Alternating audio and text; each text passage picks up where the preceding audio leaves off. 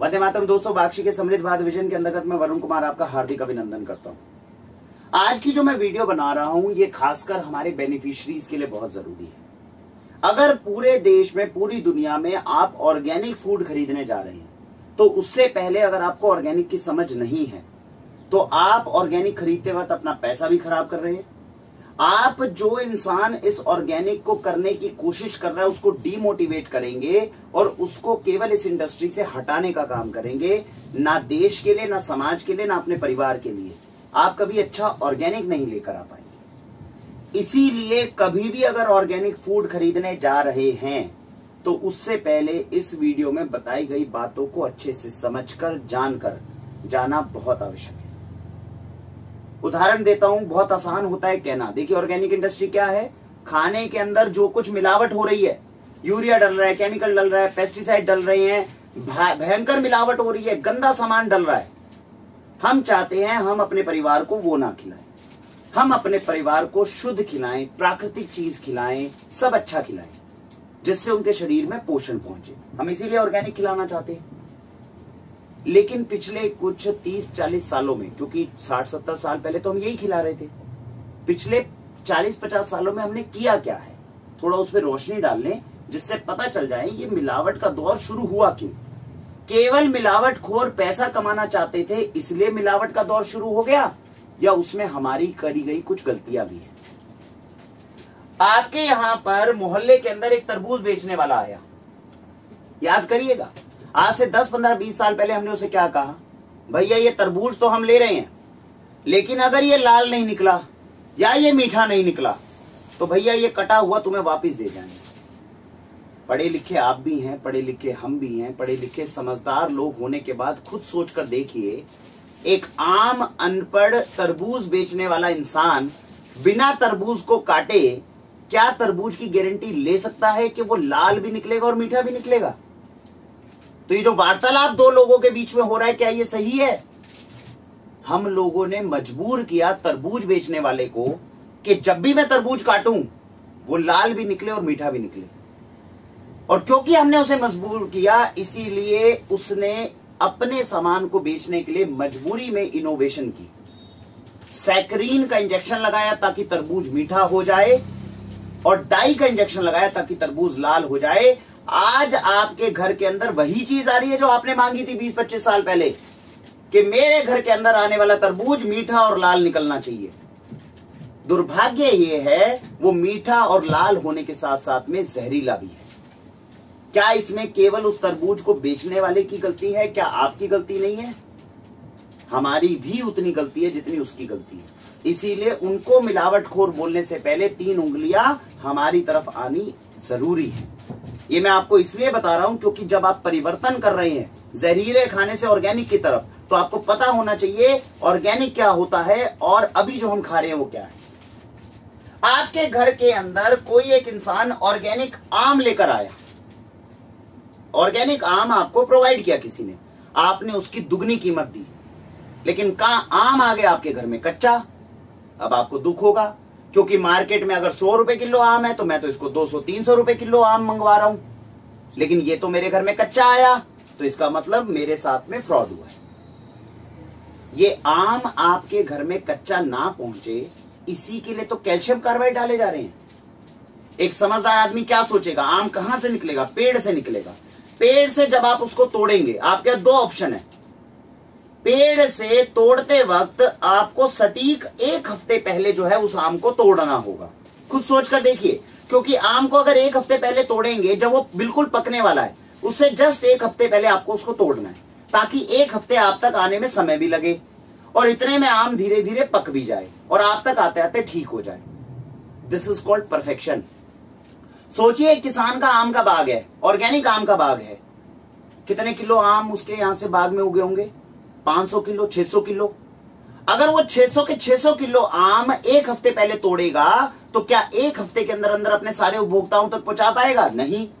तो तोड़ना कैसे शुरू करेगा? 1.5 हफ्ते पहले तोड़ेगा, 1 हफ्ते पहले तोड़ेगा, आधे हफ्ते पहले तोड़ेगा, कुछ हो सकता है 2 दिन पहले तोड़ेगा। यानी मेरे पास में जो आम आ रहा है वो बिल्कुल कच्चा भी हो सकता है, वो थोड़ा मॉडरेट भी हो सकता है, थोड़ा पका हुआ भी हो सकता है। ये एज अ बेनिफिशियरी मेरी रिस्पॉन्सिबिलिटी है कि मैं उसको मजबूर ना करूं, समझूं।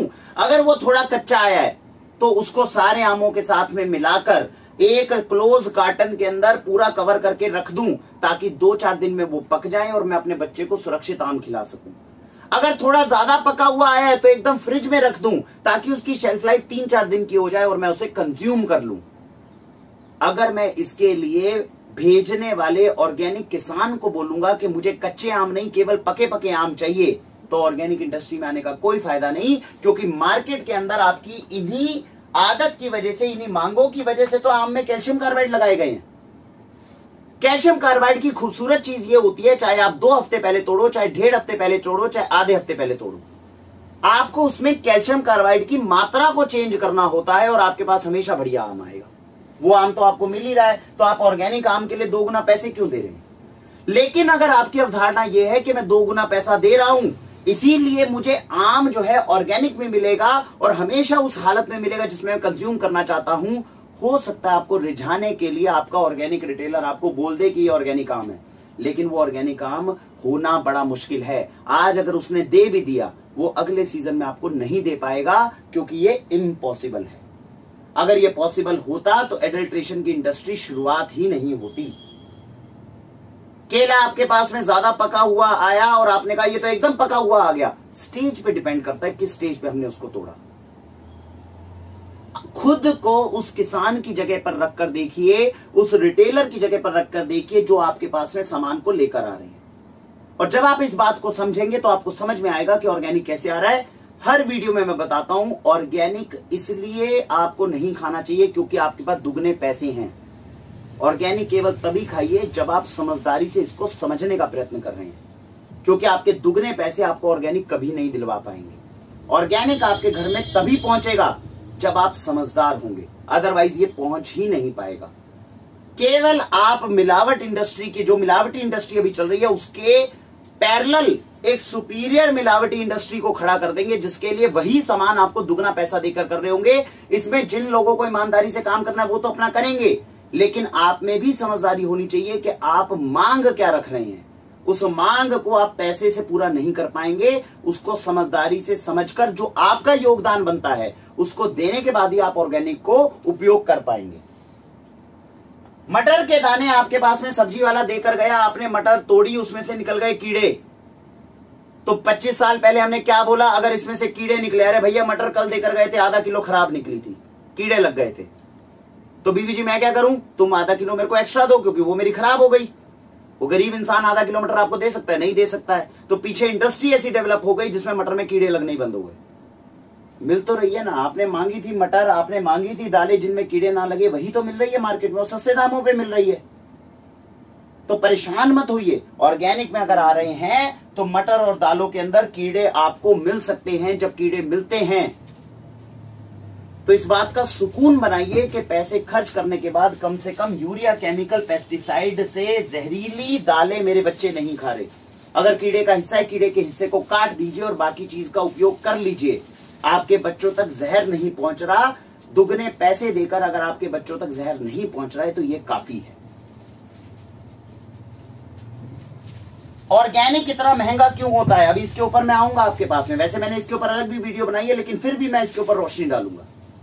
अरे भैया वही तो दाल है जो मार्केट में मिलती है, वही तुम देते हो, दुगनी महंगी क्यों है? अभी बताएंगे। आपने कहा मेरे बच्चों के लिए आटा दो जो मेरे बच्चों को पोषण दे। ऑर्गेनिक रिटेलर ने आपको एक आटा दिया जो हाथ की चक्की से पिसा हुआ था, अच्छा उसमें चोकर था, अच्छा फाइबर था।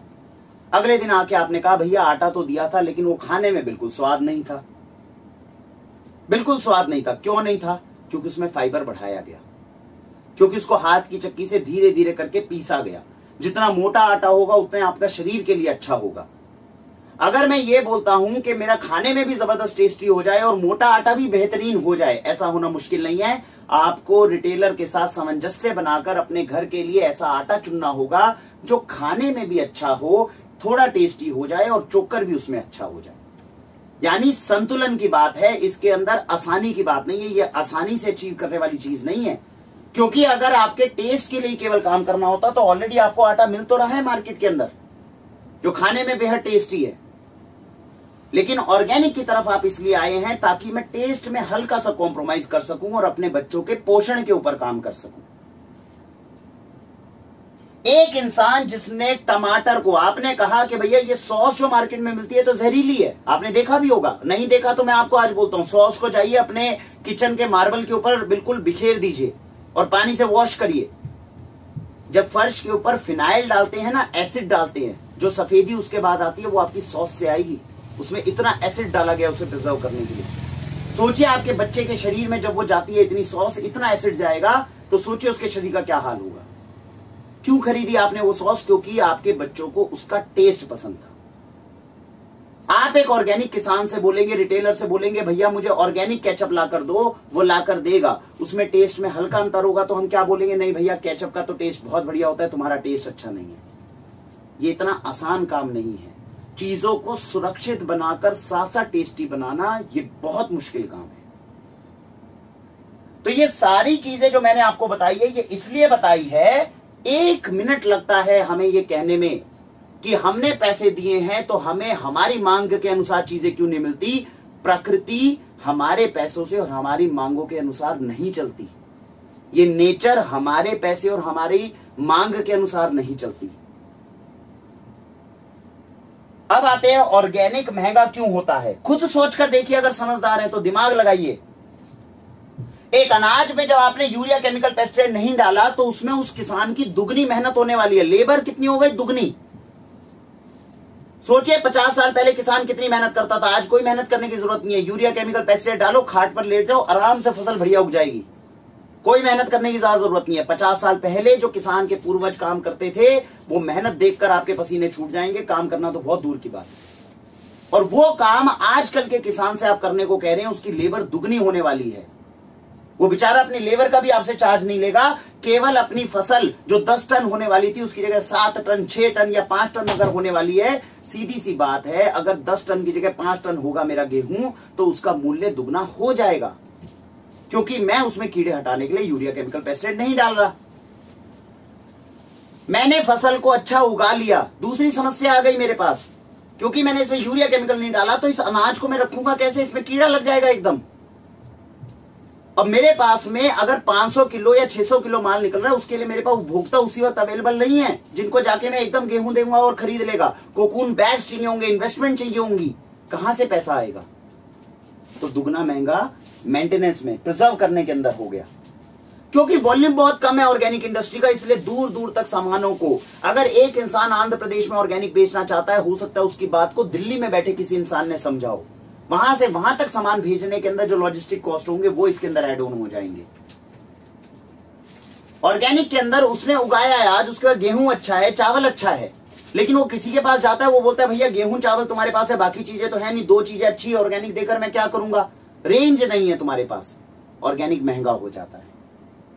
और इतना सब कुछ करने के बाद अगर कहीं ना कहीं, जो केचप का मैंने आपको बताया, टमाटर बेचारे ने शुद्ध डाले, अच्छी चीज आपके लिए उगाकर लेकर आए, लेकिन अगर टेस्ट में हल्की सी कमी हो गई तो हम लोगों ने रिजेक्ट कर दिया। हमने कहा ये हमें नहीं चाहिए। बिना सोचे उस किसान का होगा क्या जिसने मेहनत करके इसको उगाया। मेरा कहने का मतलब यह है दोस्तों, जब तक किसान जो उस अन्न को उगा रहा है, रिटेलर जो उसको खरीद रहा है और आप तक पहुंचाने का प्रयत्न कर रहा है, रिटेलर के, जब मैं रिटेलर बोलता हूं इसमें होलसेलर्स भी आते हैं, उसमें कंपनीज भी आती हैं, जब तक वो लोग, और ये तीसरे हो गए आप बेनिफिशियरी, जब तक ये तीनों समझदारी से एक दूसरे की समस्याओं को नहीं समझेंगे तब तक आपके घर में ऑर्गेनिक नहीं आ सकता। अगर आपके मन में ये वहम है कि मैं ऑर्गेनिक खरीदने की क्षमता रखता हूं, इसलिए मेरे बच्चे दुनिया का सर्वश्रेष्ठ अन्न बहुत अच्छे तरीके से खा लेंगे, बेहतरीन टेस्टी खा लेंगे, खाते ही हमेशा मुझे केवल अच्छी अच्छी चीजें ही मिलेंगी, उसके लिए ऑर्गेनिक नहीं है। आपको सुपीरियर खाना था तो आपको इंपोर्टेड फ्रूट्स खिलाए गए, लेकिन उन इंपोर्टेड फ्रूट्स में भी जीएमओ निकल गया। आप ऑर्गेनिक में आना चाहते हैं, आप ऑर्गेनिक की सेफ्टी की वजह से आएंगे, ऑर्गेनिक के आकर्षण की वजह से नहीं आएंगे, क्योंकि ऑर्गेनिक आकर्षित नहीं होता। जो आपको मार्केट के अंदर रेडी के ऊपर सब्जियां चमकती हुई दिखती हैं, ये उनकी गलती नहीं है। आपने उनको चमकने के लिए मजबूर किया है, क्योंकि जब उसकी रेडी पर सब्जी सड़ रही होती है तो उस वक्त हम में से कोई ये नहीं सोचता कि जो सड़ रही है इसका नुकसान कौन वहन करेगा, किसी ना किसी को तो वहन करना ही पड़ेगा। हमने कभी ये सोचा नहीं, इसीलिए एडल्ट्रेशन इंडस्ट्री आगे बढ़ती गई और हम उसके दलदल में फंसते गए। आज इस दलदल से निकलने का क्या तरीका है वो मैं आपके साथ शेयर कर रहा हूं। फैमिली किसान बनाइए, फैमिली रिटेलर बनाइए, अपने परिवार के लिए फैमिली किसान बनाइए। अभी कोरोना का जब केस चल रहा था, प्रधानमंत्री जी ने बहुत अच्छी चीज कही, लोकल डेवलपमेंट करिए, आत्मनिर्भर बनिए। आप जिस शहर में रहते हैं उसके आसपास उन लोगों को, उन रिटेलर्स को समर्थन देना, प्रयत्न करना शुरू करिए। जो मेहनत और ईमानदारी से काम कर रहे हैं उनके पास जाकर बोलिए कि मेरे बच्चे के लिए आप सुरक्षित चीजें लाने की कोशिश करो। 100% ऑर्गेनिक चीज अभी भारत में एग्जिस्ट ही नहीं करती, पूरी दुनिया में एग्जिस्ट नहीं करती।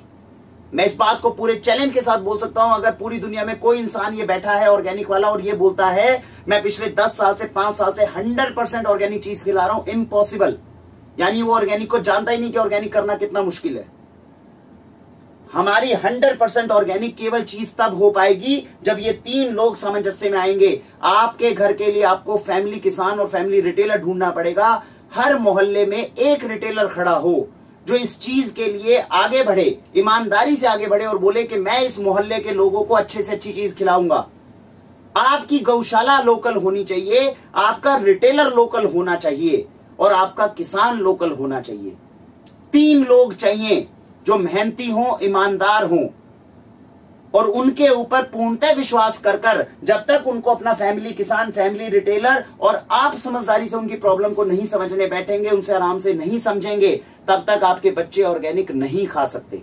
दुनिया में कितना भी पैसा खर्च कर लीजिए, आडंबर मिल सकता है, ऑर्गेनिक नहीं मिल सकता। इस बात को आप अच्छे से समझ लीजिए। मेरी आपसे हाथ जोड़कर विनती है, भारत आगे विश्व गुरु बनने के लिए आगे बढ़ रहा है। ये एक अभी समय ऐसा आने वाला है जिस समय के अंदर हमें आपस में सामंजस्य बिठाना है, एक दूसरे की बात को समझना है, ना कि एक दूसरे के ऊपर शक करना है। बाहर निकलिए, जो भी रिटेलर की दुकान है, आप बेनिफिशियरी अगर मेरी वीडियो देख रहे हैं तो बाहर निकलकर अपने रिटेलर को केवल बोलिए कि क्या तुम ऑर्गेनिक सामान रखना चाहोगे, क्या तुम रख सकते हो। मैं आपको नीचे वीडियो लिंक दे रहा हूं जिसमें ऑर्गेनिक बिजनेस कैसे सेट करना चाहिए उसका वीडियो लिंक है। नीचे जाइए डिस्क्रिप्शन में, उसको क्लिक करिए और वो उसको दिखाइए और बोलिए कि तुम प्रयत्न करो ऑर्गेनिक के अंदर काम करने की, क्योंकि केवल मेरे देश के लिए नहीं, ये पूरे दुनिया के लिए बहुत जरूरी है। हमारे देश को आगे अगर हमें बढ़ाना है तो फूड इंडस्ट्री को ऑर्गेनिक इंडस्ट्री में कन्वर्ट करना होगा। ये अब समय की डिमांड बन चुकी है। तो जाकर उस रिटेलर को बोलिए कि कम से कम अपना फर्ज निभाइए कि ये वीडियो आप देखिए और कोशिश करिए कि अगर आप ऑर्गेनिक आएंगे, हम आपके समर्थन में हैं। आप अगर ऑर्गेनिक कुछ लेकर आओगे, हम आपका समर्थन करेंगे। पास की गौशाला में जाइए और उनको बोलिए कि तुम देसी गाय के ऊपर काम करो, ये जर्सी गाय को छोड़ो, देसी गाय पे काम करो। महंगा होगा दूध, जो तुम्हारी कॉस्टिंग बनती है हमें समझाओ, हम उस दूध को खरीदने के लिए प्रयत्न करेंगे। अपनी लोकल गौशाला को डेवलप करिए, लोकल रिटेलर को डेवलप करिए, अपने लोकल लोगों को डेवलप करिए, उनको अपने परिवार का हिस्सा बनाइए। वो इंसान ही केवल मजबूरी के अंदर, संकट के समय के अंदर आपकी मदद कर सकता है। मेरी आपसे हाथ जोड़कर विनती है, ऑर्गेनिक आने वाला भविष्य है आपके परिवार के लिए, समाज के लिए, विश्व के लिए, पूरे देश के लिए। और इसको बढ़ाने के लिए जो जो आपका योगदान हो सकता है, अपना योगदान दीजिए। ये सारी गलतियां जो मैंने बताई हैं, दोबारा वीडियो देखिए, ये हमने करी हैं। और परख करने का एक ही तरीका रखिए, जो इंसान आपके पास आ रहा है वो मेहनती और ईमानदार है या नहीं है। केवल 2 चीजें मांगी। यार 3 साल हो गए वाक्षी को, और 3 सालों में एक ही मूल मंत्र है जो हमने दिन रात रटा भी है और दूसरों को रटाया भी है। अगर जो इंसान आपके पास ऑर्गेनिक लेकर आ रहा है वो मेहनती है, वो ईमानदार है, उस पर शक मत करिए, केवल उसकी मेहनत के बारे में पूछिए और उसकी ईमानदारी के बारे में पूछिए।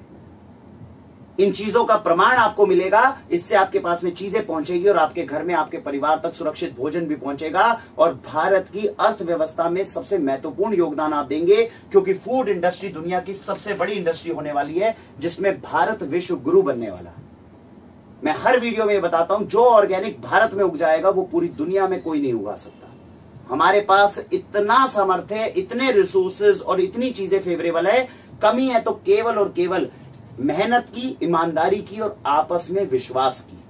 जिस दिन ये डेवलप हो गया उस दिन भारत भी आगे बढ़ेगा और आपका परिवार भी समृद्ध होगा। आप अपने जीवन में जैविक पद्धति अपनाएं, अच्छा स्वास्थ्य पाएं। Go organic, go healthy with Vakshi. वंदे मातरम।